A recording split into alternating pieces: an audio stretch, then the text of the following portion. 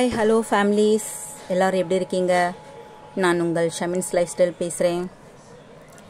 எஸ்பிஓவில் இருக்கிற ஒரு member SPO பற்றி அவ்வளவு ஃபுல் கிளியரன்ஸ் கொடுத்துருக்காங்க. ஸோ அந்த ஆடியோ தான் இப்போ போட போகிறேன். ஸ்கிப் பண்ணாமல் கேளுங்க.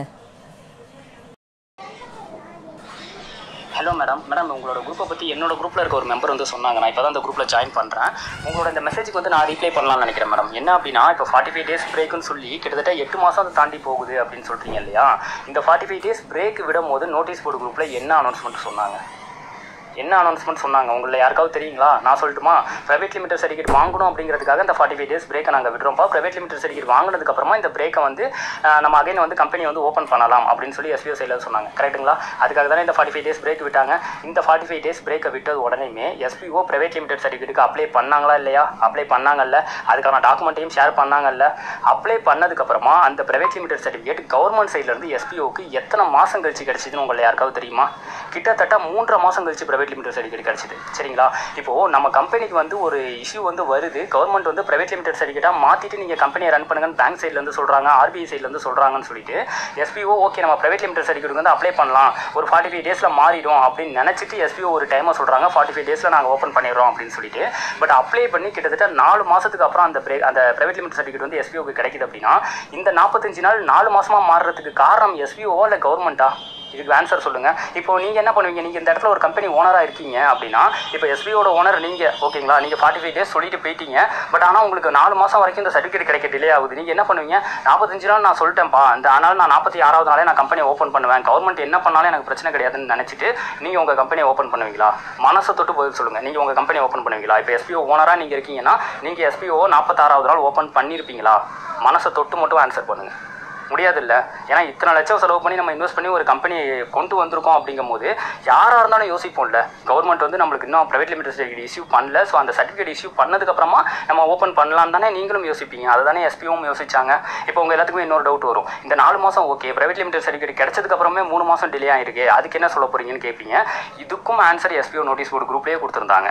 ப்ரைவேட் லிமிடெட் சர்டிஃபிகேட் வந்த டேட் எப்போ SPO private limited certificate apply பண்ணாங்க, ப்ரைவேட் லிமிடெட் சர்டிஃபிகேட் எஸ்பிஓக்கு இஷ்யூ ஆன டேட் என்ன, இது எல்லாமே எஸ்பிஓ நோட்டீஸ் போர்டில் டாக்குமெண்ட்டோட ஷேர் பண்ணியிருக்காங்க. அஃபிஷியல் கவர்மெண்ட் ப்ரைவேட் லிமிடெட் சர்டிஃபிகேட்டில் இருக்க டேட்டை நீங்கள் பார்த்தீங்கன்னா உங்களுக்கே தெரியும் எஸ்பிஓ எப்போ அப்ளை பண்ணியிருக்காங்க, எஸ்பிஓக்கு எப்போ சர்டிஃபிகேட் கிடைச்சிருக்கு அப்படிங்கிறது. ஸோ இது மூலியமா இந்த 4 month, அதாவது முதல் 4 மாதம் ப்ரைவேட் லிமிடெட் சர்டிஃபிகேட்டுக்காக மட்டுமே எஸ்பிஓ வந்து ஓடி இருக்காங்க. அதை வாங்குறதுக்காகவே 4 மாதம் ஆயிருக்கு. அதை அப்ளை பண்ணி 4 மாதத்துக்கு அப்புறம் தான் சர்டிஃபிகேட் வந்திருக்கு. இந்த 4 மாதம் பிரேக்குக்கு எஸ்பிஓ சம்மந்தம் கிடையாது. இந்த 4 மாதம் பிரேக் வரத்துக்கு ரீசன் கவர்மெண்ட் சர்டிஃபிகேட்டை ஸ்லோவாக இஷ்யூ பண்ண ஒரே ஒரு ரீசன் தான். சரிங்களா? இந்த இடத்துல நான் கவர்மெண்ட்டையும் குறை சொல்லலாம், நான் எஸ்பிஓவும் எதுவுமே சொல்ல முடியாது நம்மளால. சரிங்களா? ஏன்னா இப்போ ஒரு சர்டிஃபிகேட் நீங்கள் அப்ளை பண்ணுறீங்க அப்படின்னா அந்த சர்டிஃபிகேட் 45 நாளில் வருங்கிற ஒரு நம்பிக்கையில் கவர்மெண்ட் நம்ம மெம்பர்ஸ் கிட்ட வந்து எஸ்பிஓ வந்து ஆப்ஷன்ஸ் கொடுத்துருந்தாங்க, 45 நாளில் நாங்கள் ஓப்பன் பண்ணுறோம் பண்ணிட்டு. பட் 4 மாதத்துக்கு அப்புறம் வரும்னு எஸ்பிஓ பிரேக் விடும்போது யாருக்கு மேடம் தெரியும்? ஆன்சர் பண்ணுங்க. எல்லாம் என்னமோ வேணும்னே எஸ்பிஓ வேணும்னே 4 மாதம் பிரேக் 8 மாதம் பிரேக் விடுற மாதிரி எல்லாம் பேசிட்டு இருக்கீங்க. இவ்வளோ ஆதங்கமாக பேசுகிறேன்ல. ஆக்சுவலாக நான் வந்து எஸ்பிஓவில் ஏதோ ஒரு போஸ்டிங்கில் இருக்கேன்லாம் நினைக்காதீங்க. நானும் உங்களை மாதிரி ஒரு சாதாரண மெம்பர் தான். சரிங்களா? வேணா என்னோட ஸ்டாஃப் ஐடி இந்த நேமுக்கு மேலேயே ஷோ ஆகும், யார் வேணால் எடுத்து செக் பண்ணி பார்த்துக்கோங்க. நானும் உங்களை மாதிரி சாதாரண ஒரு எஸ்பிஓ மெம்பர் தானே தவிர எந்த ஒரு போஸ்டிங்லேயுமே நான் கிடையாது. சரிங்களா? பட் ஆனால் இவ்வளோ ஆதங்கமாக நான் பேசுறதுக்கு என்ன ரீசன்னா, இவ்வளோ டாக்குமெண்டேஷன் வித் ப்ரூஃபோட எஸ்பிஓ நோட்டீஸ் போர்டு குரூப்பில் ஷேர் பண்ணியும் கூட 4 மாதம் 45 நாள்னு சொன்னீங்க, அது வந்து 8 மாதம் ஆயிடுச்சு, 10 மாதம் ஆயிடுச்சுன்னு சொல்லிட்டு இருக்கீங்களே தவிர அது எதுக்காகன்னு உங்கள் எல்லாத்துக்குமே கிளியராக தெரியும். ஓகே, இப்போ 4 மாதம் கழிச்சு தான் ப்ரைவேட் லிமிடெட் சர்டிஃபிகேட் வருது. வந்த உடனே அகைன் பிரேக் எக்ஸ்டெண்ட் ஆகிறதுக்கு என்ன காரணம்? ஆர்பிஐலேருந்து ஒரு இஷ்யூ வருது, இஓடபிள்யூக்காக நம்ம போராடிட்டு இருக்கோம், ஸோ இஓடபிள்யூவில் பர்மிஷன் வரணும் அப்படின்னு சொல்லிட்டு தானே இந்த 4 மாதம் எக்ஸ்டெண்ட் ஆனிச்சு. இதுக்கான லைவ் டாக்குமெண்டேஷன் எஸ்பிஓக்கு எப்போ இஷ்யூ வந்துச்சு, அந்த இஷ்யூ எப்போ கிளியர் ஆனிச்சு, எப்போ இஓடபிள்யூலேருந்து எஸ்பிஓக்கு வந்து லெட்டர் பேடு கொடுத்துருக்காங்க, அப்பாயின்மெண்ட் வந்து எல்லாமே டீட்டெயிலாக சொல்லிட்டு தானே இருந்தாங்க. இந்தந்த டேட்டில் நாங்கள் போயிருக்கோம்ப்பா, இந்தந்த விஷயங்களை நாங்கள் பேசியிருக்கோம்ப்பா, இந்தந்த விஷயங்கள் பண்ணியிருக்கோம்ப்பான்னு சொல்லிட்டு ஃபைனலாக இஓடபிள்யூட சர்டிஃபிகேட் நம்மளுக்கு வந்த வரைக்குமே நோட்டீஸ் போர்டில் ஷேர் பண்ணாங்களா இல்லையா? அந்த சர்டிஃபிகேட் வந்த கொடுத்த டேட் அந்த சர்டிஃபிகேட்டில் மென்ஷன் ஆகிருக்கா இல்லையா? ஸோ அப்படி இருக்கும்போது இத்தனை சர்டிஃபிகேட் வாங்குறதுக்காக தான் இத்தனை நாளாக எஸ்பிஓ பிரேக்கில் இருந்தாங்கங்கிறது பச்சை குழந்தைக்கு கூட தெரியும் மேடம். ஸோ சிம்பிளாக வந்து இந்த 8 மாதம் பிரேக்கு 6 மாதம் பிரேக்குன்னு சொல்லி தயவு செஞ்சு இங்கே இருக்க மக்களை ஏமாத்துறோன்னு சொல்லி நினச்சிட்டு இருக்காதீங்க. நீங்கள் ஏமாத்துறோங்கிற மைண்ட் செட்டில் அதை பேசுகிறீங்களா இல்லை உங்களோட ஆதங்கத்தில் பேசுகிறீங்களாங்கிறது எனக்கு தெரியல. பட் ஆனால் நடுநிலைமையாக இருந்து யோசிச்சு பேசுங்க அப்படிங்கிறதான் என்னோட ஒரே ஒரு கேள்வி. சரிங்களா? ஸோ அடுத்தது வந்து பார்த்தீங்கன்னா நீங்கள் இன்னொன்று என்ன சொல்கிறீங்க, நியூ மெம்பர்ஸ்லாம் எப்படி இன்வெஸ்ட்மெண்ட் பண்ணுவாங்க அப்படின்னு கேட்குறீங்க. இதை சங்கர் சார் நிறைய ஆடியோவில் கிளியராகவே சொல்லிட்டாரு, அழுவாத குறையாக சொல்லிட்டாரு. எஸ்பிஓ நம்பி இருந்த இத்தனை லட்சம் மெம்பர்ஸ் வந்து இன்வெஸ்ட் பண்ண முடியாமல் பாதிக்கப்படுவீங்க, அது எங்களுக்கு தெரியுது. பட் எஸ்பிஓட இப்போதைய நிலைமை வேறு ஆப்ஷன் எங்களுக்கு தெரியலை அப்படின்னு சொல்லி சங்கர் சார் அழுவாத குறையாக 4-5 ஆடியோக்கு மேலே போட்டிருக்காரு நோட்டீஸ் போர்டு குரூப்லேயே. அதுக்கு மேலே அவரால் என்ன பண்ண முடியும் மேடம்? நீங்கள் எல்லாமே வந்து உங்களுக்கான ஒரு பாயிண்ட் ஆஃப் வியூவில் இருந்து யோசிக்கிறீங்களே தவிர ஒரு சென்டர் பாயிண்ட்ல இருந்து யோசிச்சு பாருங்க. இல்லாட்டி அந்த கம்பெனியோட ஓனருங்கிற ஸ்டேஜில் இருந்து யோசிச்சு பார்த்தீங்கன்னா தான் அவங்களுக்கு இருக்க இஷ்யூஸ் என்னென்ன இருக்குது, அதுக்கு என்னென்ன சொல்யூஷன்ஸ் நம்மளால் கொண்டு வர முடியும்னு யோசிச்சு பார்த்தீங்கன்னா தான் உங்களுக்கு அவங்க சைடில் இருக்க பிரச்சனைகள் தெரிய ஆரம்பிக்கும். சரிங்களா? அதை தயவு செஞ்சு புரிஞ்சுக்கோங்க. ஏன்னா இங்கே எஸ்பிஓ பண்ணிட்டு இருக்க ஒவ்வொரு விஷயத்துக்குமே அவங்க வந்து நோட்டீஸ் போர்டில் வித் ப்ரூஃபோட ஆதாரத்தோட எல்லாமே கொடுத்து பேசிகிட்டு இருக்காங்க. சரிங்களா? ஸோ அதனால் அதை கிளியராக புரிஞ்சுக்கிட்டு இங்கே இருக்க மற்ற மெம்பர் இங்கே வந்து ஒரு 250 பேர் இருக்காங்க. ஸோ இந்த 250 பேர் வந்து எஸ்பிஓக்கு எதிராக திருப்பி வேணுங்கிறதுக்காக எதையுமே தயவு செஞ்சு இங்கே பண்ணிட்டு இருக்காதீங்க. ஓகேங்களா? ஸோ நீங்கள் கேட்குற ஒவ்வொரு கொஸ்டின்ஸுக்குமே உங்களுக்குள்ளேயே ஆன்சர் கிடைக்கும். பட் ஆனால் நீங்கள் வந்து அதை யோசிக்க மாட்டீங்க. அந்த கொஸ்டினை யோசிச்சு பார்த்தீங்க அப்படின்னா கண்டிப்பாக உங்களுக்குள்ள ஆன்சர் கிடைக்கும். சரிங்களா?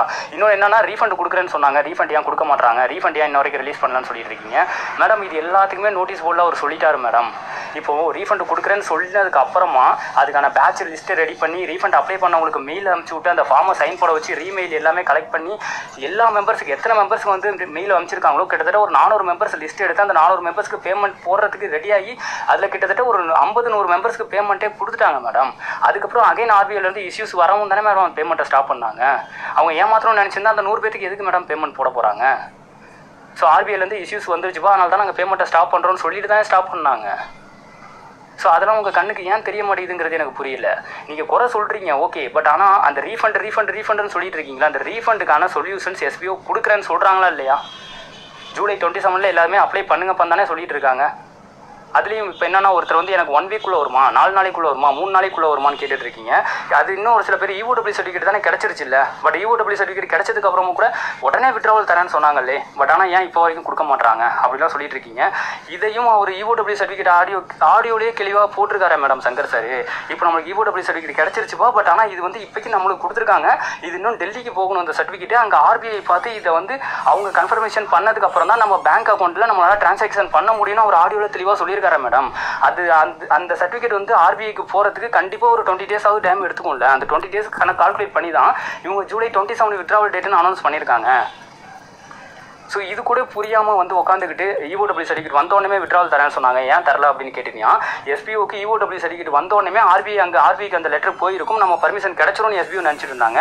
பட் ஆனால் EOW ஆஃபீஸில் என்ன பண்ணியிருக்காங்க, இந்த சர்டிஃபிகேட் வந்து நம்மளுக்கு எஸ்பிஓ கொடுத்ததுக்கு அப்புறமா இந்த சர்டிஃபிகேட் ஆர்பிஐக்கு போயிட்டு சேர்றதுக்கே ஒரு 20 days பக்கம் டைம் எடுக்குங்கும் போது தான் அதனால தான் எஸ்பிஓ கால்குலேட் பண்ணி இந்த டேட்டை கொடுத்துருக்காங்க. ஸோ அது கூட உங்களுக்கு புரிய மாட்டேங்குதா, இல்லை புரிஞ்சு வேணும்னு நடிச்சிட்டு இருக்கீங்களாங்கிறத எனக்கு தெரிய மாட்டேங்குது. நீங்கள் இங்கே கேட்குற ஒவ்வொரு கொஸ்டின்ஸுக்குமே என்கிட்ட கிளியரான ஆன்சர் இருக்குது. சரிங்களா? என்கிட்ட ஒவ்வொரு கொஸ்டின்ஸுக்குமே 1 hour என்னால் எக்ஸ்பிளைன் பண்ண முடியும், கிளியரான ஒரு ஆன்சர்ஸ். ஏன்னா நான் நோட்டீஸ் போட ஸ்டார்டிங்லேருந்து இப்போ வரைக்கும் நான் கிளியராக ஃபாலோ பண்ணிட்டு இருக்கேன். ஒவ்வொரு ஆடியோவே 3 டைம் 4 டைம் நான் கேட்டுட்டு இருக்கேன். இங்கே யாருக்கு இந்த மாதிரி கொஸ்டின்ஸ் வருது, நான் நோட்டீஸ் போட ஒழுங்காக ஃபாலோ பண்ணாமல் ஆடியோ சும்மா 1.5 வச்சு ஓட்டி கேட்டுட்டு இருக்கவங்களுக்கும் 2x ஸ்பீடில் வச்சு ஓட்டி கேட்டுட்டு இருக்கவங்களுக்கு தான் இந்த கொஸ்டின்ஸ் எல்லாமே வந்துட்டு இருக்கு. இங்கே நீங்கள் சொல்கிறீங்க உங்களோட என்னோட டவுன்லைனர் பாதிக்கப்படுறாங்க மேடம். இங்கே மற்ற கம்பெனிஸ் மாரி எஸ்பிஓ எத்தனை கம்பெனி ஓடின மாதிரி எஸ்பிஓவில் ஓடி இருக்க முடியுமா முடியாதா? இதுக்கான சொல்யூஷனை சொல்லுங்கள் மேடம். இந்த 8 மாதம் பிரேக்கில் கண்ணும் காணாமல் எஸ்பிஓவில் அமௌண்ட்டை எடுத்துகிட்டு போயிருக்க முடியுமா முடியாதா? முடியும்ல. மற்ற கம்பெனி ஓட முடியும் போது எஸ்பிஓலையும் அது முடியும்ல. பட் அவங்க போனாங்களா? அவங்க போகல. இதுவே ஒரு பெரிய ஆதாரம் தானே மேடம். எஸ்பிஓ நின்று நம்ம எல்லாத்துக்குமே வேலை கொடுப்பாங்கிறதுக்கு இதை விட பெரிய ஆதாரம் என்ன இருக்குது? எஸ்பிஓ வந்து இந்த கம்பெனியில் ஏதாவது ஒன்று அச்சீவ் பண்ணணும் அப்படிங்கிறதுக்காக நின்றுட்டு இருக்காங்கிறதுக்கு இதை விட வேறு என்ன பெரிய ஆதாரம் நம்மளுக்கு தேவைப்படுது சொல்லுங்கள். ஸோ அப்படி இருக்கும்போது இவ்வளோ விஷயங்கள் எஸ்பிஓ பண்ணிட்டு இருக்காங்கல்ல, இவ்வளோ பிரச்சனைகளை சந்திச்சுட்டு இருக்கிறதுக்கு மற்ற கம்பெனி இப்போது இந்த குரூப்போட அட்மினே வந்து ரொயோலோன்னு வச்சுட்டு சுற்றிட்டு இருக்காரு. இந்த குரூப்போட ஹேஷ்டேக் நேமே வந்து ரொயோலோன்னு தானே இருக்குது. இந்த ரொயோலோ எத்தனை பேரோட அமௌண்ட்டை தூக்கிட்டு ஓடனாங்கிறது உங்களுக்கு தெரியுமா? கால்குலேஷன் எடுத்து பார்த்தீங்களா ஃபஸ்ட்டு நீங்கள்? இந்த கம்பெனி தூக்கிட்டு ஓடின மாதிரி எஸ்பிஓட தூக்கிட்டு ஓடி இருக்க முடியுமா முடியாதா? இதுதான் என்னோட ஒரு கொஸ்டின். But SPO ஓடினாங்களா? அதுக்கு எனக்கு ஆன்சர் கொடுங்க. எஸ்பிஓ 8 மாதத்தில் எங்கேயாவது ஓடினாங்களா? இந்த 8 மாதத்தில் நோட்டீஸ் போர்டில் உட்காந்து அந்த மனுஷன் கற்றுன்னு கத்தி உங்களை மாதிரி யாருமே எஸ்பிஓவை தப்பான நேமில் பார்க்கக்கூடாது, தப்பான விதத்தில் அண்டர்ஸ்டாண்ட் பண்ணிக்கக்கூடாதுங்கிறதுக்காக தான் ஒவ்வொன்றும் அப்ளை பண்ணும்போது அதை ஷேர் பண்ணியிருக்காங்க. மேடம் எந்த ஊர்லையாவது ப்ரைவேட் லிமிடெட் சர்டிஃபிகேட் வந்துருச்சுன்னு சொல்லிட்டு அதை உடனே இத்தனை லட்சம் பேர் இருக்க குரூப்பில் வந்து அந்த சர்டிஃபிகேட் நம்பர் மாறாமல் எடுத்து ஷேர் பண்ணுவாங்களா மேடம்? இப்போ ஏதாவது ஒரு கம்பெனியில் போய்ட்டு ப்ரைவேட் லிமிடெட் சர்டிஃபிகேட் நீங்கள் கண்ணில் காட்டிடுங்க மேடம். ஓகேங்களா? இப்போ எத்தனையோ கம்பெனி இருக்குது, ப்ரைவேட் லிமிடெட் சர்டிஃபிகேட் இருக்குன்னு சொல்லி கண்ணில் வாங்கி காட்டிடுங்க மேடம். பட் ஆனால் எஸ்பிஓ அதை பண்ணாங்க. எதுக்காக பண்ணாங்க? இந்த மாதிரி தப்பாக மிஸ் அண்டர்ஸ்டாண்டிங் பண்ணிக்கிற பீப்புள் வந்துடக்கூடாது எஸ்பிஓங்கிறதுக்காக தானே அதை பண்ணாங்க. பட் அந்த சர்டிஃபிகேட்டை காட்டியுமே EOW சர்டிஃபிகேட்டையும் காட்டியுமே SBO வந்து இந்த ப்ரைவேட் லிமிடெட் சர்டிஃபிகேட் அப்ளை பண்ண டேட் எல்லாமே அதில் மென்ஷன் ஆகிருக்கு. எத்தனை நாள் கழிச்சு SBOக்கு இந்த சர்டிஃபிகேட் இஷ்யூ ஆகிருக்குங்கிறது எல்லாமே மென்ஷன் ஆகிருக்கு. அதெல்லாம் காட்டியுமே இப்போவும் வந்து இந்த 8 மாதம் பிரேக் எதுக்கு அப்படிங்கிற தெனாவட்டா வந்து ஒருத்தர் கேட்குறாரு. அவர் இந்த குரூப்போட அட்மின் ஒருத்தர் நேற்றுக்கு லைவில். நான் இல்லை தெரியாமல் தான் கேட்குறேன். இந்த 8 மாதம் பிரேக் எதுக்குன்னே தெரியாமல் நீங்கள் SBOவில் இருக்கீங்க அப்படின்னா நீங்கள் உண்மையிலே SBOவில் இருக்கீங்களாங்கிற டவுட் எல்லாருக்குமே வருது மேடம். அதனால தான் இங்கே இத்தனை பேர் வந்து உங்கள் ஸ்டாஃப் ஐடியா சொல்லுங்கன்றாங்க. நீங்கள் பயப்படுறீங்களா? ஸ்டாஃப் ஐடி சொன்னால் என் ஐடி பிளாக் ஆகிடும்ட்டு. நான் 200% நான் கேரண்டி எடுத்துக்கிறேன். ஸ்டாஃப் ஐடி கொடுங்க, உங்கள் ஸ்டாஃப் ஐடியா பிளாக் ஆகாது. அப்படியே பிளாக் ஆனாலும் நான் சங்கர் சார் கிட்ட பேசுகிறேன். என்னால் முடிஞ்ச அளவுக்கு அதெல்லாம் விட்டு தள்ளுங்க மேடம். நீ இப்போ உங்கள் ஸ்டாஃப் ஐடி நீங்கள் கொடுங்க. ஸ்டாஃப் ஐடி பிளாக் ஆச்சு அப்படின்னா அந்த ஸ்டாஃப் ஐடியில் எத்தனை ரூபா உங்கள் இன்வெஸ்ட்மெண்ட் நீங்கள் என்ன பண்ணீங்களோ அந்த இன்வெஸ்ட்மெண்ட்டுக்கு நான் கேரண்டி எடுத்துக்கிறேன். 6000 ரூபா போட்டிருக்கீங்களா, 6500 போட்டிருக்கீங்களா, அதுக்கு நான் பொறுப்பு. 2000 ரூபா போட்டிருக்கீங்களா, அதுக்கு நான் பொறுப்பு. தைரியமாக நீங்கள் ஸ்டாஃப் ஐடியை கொடுங்க. கொடுக்க மாட்டீங்கல்ல? ஏன் ஸ்டாஃப் ஐடி கொடுக்க மாட்டீங்க? உங்கள் அக்கௌண்ட் பேன் ஆகிடும். உங்கள் அக்கௌண்ட் பேன் ஆகுதுங்கிற பயம் எதுக்கு தெரியுமா உங்களுக்கு வருது? உங்கள் அக்கௌண்ட்டில் இருக்க காசு உங்களுக்கு வராது. கரெக்டு தானே? அப்போ SBOலேருந்து காசு வருங்கிற ஒரு நம்பிக்கை உங்களுக்கு இருக்கனால தான் கண்டிப்பாக SBOலேருந்து என்னைக்காவது ஒரு நாள் நம்மளுக்கு காசு வந்துருங்கிற நம்பிக்கை உங்களுக்கு இருக்கனால தான் அந்த ஐடி பேன் ஆனால் அந்த அமௌண்ட் எனக்கு வராதுங்கிற ஒரு தாட் வந்து உங்களுக்கு தோணுது. அப்போ உங்களுக்குள்ளே நம்பிக்கை இருக்குல்ல, SBO அமௌண்ட் கொடுத்துருவாங்கிற நம்பிக்கை உங்களுக்குள்ளேயே இருக்குல்ல. அப்படி இருக்கும்போது எதுக்கு தப்பாக பேசிகிட்டு இருக்கீங்க? ஸ்கேமு ஃபேக்குன்னு சொல்லிட்டு இருக்கீங்க. இங்கே இன்வெஸ்ட்மெண்ட் பண்ணாத பீப்புள் வந்து கஷ்டப்படுறாங்கன்னு நீங்கள் பேசுனீங்கன்னு வச்சுக்கோங்களேன். அதை வந்து ஓப்பனாக நீங்கள் என்ன தெரியுமா பண்ணலாம்? இந்த குரூப்பில் ஒரு 300 மெம்பர் இருக்கீங்கன்னு வச்சுக்கோங்களேன். இந்த 300 மெம்பரில் எத்தனை பேர் வந்து உங்களோட வேலட் அமௌண்ட்டில் ஒரு 20,000க்கு மேலே வச்சுருக்கீங்க? அந்த அமௌண்ட்லாம் கொஞ்சம் எடுங்கப்பா. நம்ம குரூப்பில் இருக்க மற்ற மெம்பர்ஸ், ரொம்ப கஷ்டப்படுற மெம்பர்ஸ்க்கு நம்ம கொடுத்து ஹெல்ப் பண்ணுவோம். அவங்களும் சம்பாதிக்கிட்டு நம்மளும் சம்பாதிப்போங்கிற மைண்ட் செட்டுக்கு நீங்கள் வந்திருப்பீங்க. ஆனால் நீங்கள் சம்பாதிக்கிற அமௌண்ட் ஃபுல்லாக உங்களுக்கு வந்துடணும். இப்போ உங்களோட பிரச்சனை என்ன தெரியுமா? இங்கே SBO இன்வெஸ்ட் பண்ண சொன்னாங்கிறது உங்கள் பிரச்சனை கிடையாது. இவன் வரவே மாட்டான்னு நினச்சோமே இவன் திருப்பி வந்துட்டானேங்கிற ஒரு பெரிய விஷயம் தான் உங்களுக்கு இப்போ பிரச்சனை. கரெக்டு தானே? நீங்கள் தைரியமாக SBO பேமெண்ட் கொடுக்க மாட்டாங்க, இவன் ஸ்கேமு ஃபேக்குன்னு சொல்லிட்டு இருக்கீங்களே இங்கே இந்த குரூப்பில் இருக்க அட்மின் எல்லாம். அப்புறம் எதுக்கு நீங்கள் பயப்படுறீங்க உங்கள் ஸ்டாஃப் ஐடியா கொடுக்குறதுக்கு? ஸ்கேமு ஃபேக்கு தானே? அப்போ உங்கள் வேலட்டில் இருக்க விட்ராவல் உங்களுக்கு கிடைக்காது. அப்புறம் எதுக்கு ஸ்டாஃப் ஐடியா கொடுக்க பயப்படுறீங்க? அதான் உங்களுக்கு தான் விட்ராவலே கிடைக்காது. ஏன்னா SBO தான் ஸ்கேம் கம்பெனி ஆச்சு. அப்புறம் ஏன் பயப்படுறீங்க? ஸ்டாஃப் ஐடியா தைரியமாக கொடுக்கலாம்ல. ஸோ ஒரு விஷயம் பேசணும் அப்படின்னா யாராக இருந்தாலும் பேசிட முடியும் மேடம். சரிங்களா? அந்த குரூப் அட்மின்ஸுக்கும் சரி, இந்த குரூப்பில் வந்து SBOவுக்கு நெகட்டிவாக பேசிகிட்டு இருக்க எல்லாத்தையுமே நான் சொல்கிறேன். சரிங்களா? நீங்கள் ஒரு கம்பெனி பற்றி நெகட்டிவாக பேசுங்க. SBO இன்வெஸ்ட்மெண்ட்டுன்னு கொண்டு வந்தது இங்கே நிறையா மெம்பர்ஸுக்கு கஷ்டப்படுத்துங்கிறது எனக்கும் நல்லா தெரியும். அதுக்காக எல்லா ப்ராசஸுமே எங்கள் சைடில் இருந்தும் நாங்கள் சங்கர் சார் கிட்ட ரெக்வஸ்ட்டாக எத்தனையோ விஷயங்கள் சொல்லிட்டோம். பட் ஆனால் அது கேட்குறதுக்குன்னு ஒரு விதம் இருக்குது. சரிங்களா? இங்கே SBO இன்வெஸ்ட்மெண்ட்டுன்னு சொன்ன உடனே 90% மக்கள் வந்து பார்த்தீங்கன்னா அது அவங்களோட ஆதங்கத்தை கரெக்டான விதத்தில் கொஸ்டினாக கேட்டனால தான் இப்போ அந்த இன்வெஸ்ட்மெண்ட்டில் ஏதாவது சேஞ்சஸை கொண்டு வர முடியுமாங்கிறத SBO யோசிக்க ஆரம்பித்தாங்க. உங்களை மாதிரியே இங்கே எல்லாருமே SBO ஃபேக்கு ஸ்கேம்னு சொல்லிட்டு கிளம்பியிருந்தாங்கன்னு வச்சுக்கோங்களேன். இங்கே கண்டிப்பாக எந்த ஒரு சேஞ்சஸ் மாற்றமே வந்திருக்காது. ஓகே? ஸோ இந்த ஆடியோ தயவு செஞ்சு ஃபுல்லாக கேளுங்க. SBO மெம்பர்ஸ் யாராவது இருக்கீங்கன்னா ஃபுல்லாக கேட்டிங்க அப்படின்னா நீங்கள் நல்லா யோசிச்சு பார்த்துக்கோங்க. யோசிச்சு பார்த்துட்டு நீங்கள் உங்களோட டிசிஷன் சொல்லுங்கள். சரிங்களா? இங்கே யாருமே இங்கே SBOவில் பாதிக்கப்பட போகிறது கிடையாது. எந்த கம்பெனியாவது உங்களுக்கு ரீஃபண்ட் நான் தரோன்னு வாயை திறந்து எந்த கம்பெனியாவது சொல்லியிருக்காங்களா? கிடைச்ச வரைக்கும் லாபம்டான்னு சுருட்டிட்டு ஒன்ன கம்பெனியை பார்த்துருக்கீங்க. ரீஃபண்ட் நான் தரேன்ப்பான்னு சொன்ன கம்பெனி பார்த்துருக்காங்களா? ரீஃபண்ட் டிலே ஆகுதுன்னு உடனே சொல்ல வந்துடாதீங்க.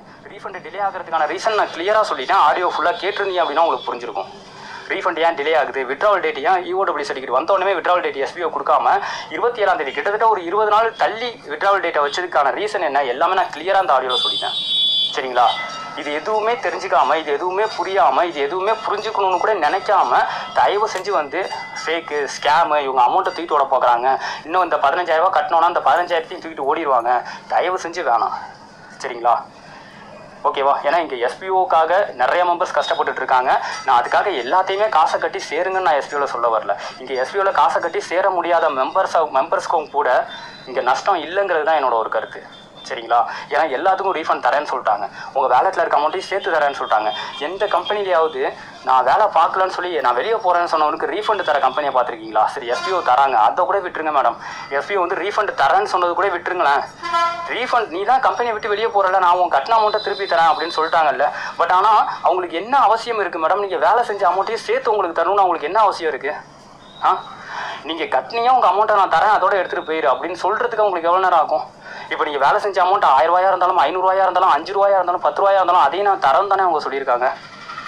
SBO வேணான்னு வெளியே போகிறவங்களுக்கும் அதை நாங்கள் ஒர்க் பண்ண அமௌண்ட்டையும் சேர்த்து தரேன் தானே சொல்லியிருக்காங்க. இதுலேயே அவங்க வந்து மெம்பர்ஸை பற்றி யோசிக்கிறாங்களா இல்லையாங்கிறது இந்த ஒரு பாயிண்ட்டே போதும் உங்களுக்கு. சரிங்களா? ஸோ நீங்கள் வந்து இந்த குரூப்பில் நிறைய மெம்பர்ஸ் நிறையா பேசிகிட்டு இருக்கீங்க, நிறைய டவுட்ஸு, நிறையா கொஸ்டின்ஸு, நிறைய SVO திட்டிகிட்டு இருக்கீங்க. எல்லாருமே தயவு செஞ்சு இந்த ஆடியோ ஃபுல்லாக கேளுங்க. இந்த ஆடியோ கிட்டத்தட்ட 15 நிமிஷம் இந்த ஆடியோ கேட்டிங்கன்னா சீரியஸ்லி இந்த குரூப்பில் SVO பற்றி தப்பாக பேசின எல்லாத்துக்குமே ஒரு விதமான புரிதல் வந்து உங்களுக்கு வந்திருக்கும்னு நான் நினைக்கிறேன். ஸோ தயவு செஞ்சு இந்த ஆடியோ ஃபுல்லாக கேட்டுருங்க. கேட்டுட்டு SVO மெம்பர்ஸ் யாராவது இருக்கீங்கன்னா தயவு செஞ்சு இதுக்கு மேலேயாவது புரிஞ்சுக்கோங்க. இங்கே ஒரு சில பேர் வேற ஒரு சில விஷயங்களுக்காக உங்களை யூஸ் பண்ணிக்கிறாங்க. போயிட்டு வலையில் போயிட்டு சிக்கிக்காதீங்க. ரொம்ப நன்றி. சரிங்களா? இந்த வீடியோ உங்களுக்கு பிடிச்சிருந்ததுன்னா லைக்ஸ் பண்ணுங்கள், கமெண்ட்ஸ் பண்ணுங்கள் அண்ட் ஷேர் பண்ணுங்கள். தேங்க்யூ.